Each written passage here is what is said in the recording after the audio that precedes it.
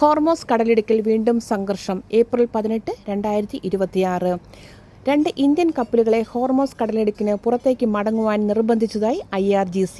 Indian കപ്പലുകൾക്ക് നേരെ വെടിവയ്പ് നടന്നതായി റിപ്പോർട്ട്. 2 ദശലക്ഷം ബാരൽ ഇറാഖി എണ്ണ വഹിക്കുന്ന ഒരു ഇന്ത്യൻ സൂപ്പർ ടാങ്കും മറ്റൊരു കപ്പലും പുറത്തേക്ക് മടങ്ങുവാൻ ആവശ്യപ്പെട്ടുവെങ്കിലും മടങ്ങാത്ത സാഹചര്യത്തിൽ ബോട്ടിൽ വന്ന IRGC അംഗങ്ങൾ വെടിവയ്പ് നടത്തിയതായാണ് സൂചന. ലെബനോൻ ഇസ്രായേൽ വെടിനിർത്തൽ പ്രാബല്യത്തിൽ വന്നതിന് ശേഷം ഹോർമോസ് കടലിടുക്ക് തുറന്നിരുന്നു. എന്നാൽ പാകിസ്ഥാൻ മീഡിയേറ്റർ ആയി നടന്നുവരുന്ന ചർച്ചകളിൽ 2 കക്ഷികളും ഒരു വിട്ടുവീഴ്ചയ്ക്കും തയ്യാറാകാത്തതിനാൽ ഇനിയും സമയം കളയേണ്ടതില്ല എന്നാണ് ഇറാന്റെ നിലപാട്. അമേരിക്ക ഇറാനുമേൽ ഏർപ്പെടുത്തിയ നാവിക ഉപരോധം പിൻവലിക്കണം എന്ന ആവശ്യം അംഗീകരിക്കാത്തതിനെ തുടർന്നാണ് കടലിടുക്ക് അടയ്ക്കുന്നത് എന്നാണ് ഇറാൻ പറയുന്നത്. ഈ മേഖല IRGCയിലെ കർശന നിരീക്ഷണത്തിലാണ് എന്ന് ഇറാൻ പ്രസിഡന്റ് പറയുകയുണ്ടായി.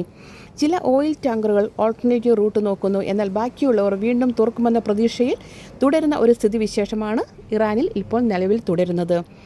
സ്ഥിതിഗതികൾ അൺസ്റ്റേബിൾ ആണ്. ഏപ്രിൽ 22 ഇറാൻ അമേരിക്ക വെടിനിർത്തൽ കരാർ അവസാനിക്കാൻ ദിവസങ്ങൾ മാത്രം ബാക്കി നിൽക്കെ ശനിയാഴ്ച രാവിലെ മുതൽ ഹോർമോസ് കടലിടുക്കിൽ സിവിലിയൻ കപ്പലുകൾക്ക് നേരെ ഇസ്ലാമിക് റവല്യൂഷണറി ഗാർഡ് കോർപ്പസ് കുറഞ്ഞത് 3 ആക്രമണങ്ങൾ എങ്കിലും നടത്തിയിട്ടുണ്ട് എന്നാണ് US സുരക്ഷാ വൃത്തങ്ങൾ അറിയിക്കുന്നത്.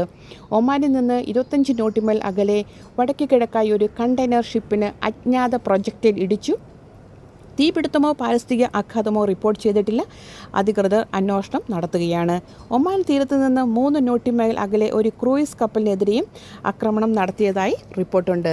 ഇറാന്റെ പരമോന്നത ദേശീയ സുരക്ഷാ കൗൺസിലിന്റെ പ്രധാന പ്രസ്താവന വരും മണിക്കൂറുകളിൽ പ്രതീക്ഷിക്കുന്നു. കൂടുതൽ വാർത്തകളും വിശേഷങ്ങളും അറിയുവാനായി RJBC ന്യൂസ് ഫോളോ ചെയ്യുക. താങ്ക്